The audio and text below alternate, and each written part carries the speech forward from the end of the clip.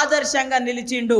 ఆదర్శంగా నిలిచుడే కాదు, ప్రపంచవ్యాప్తంగా ఉన్నటువంటి క్రికెట్ అభిమానుల మనసును కూడా దోచిండు.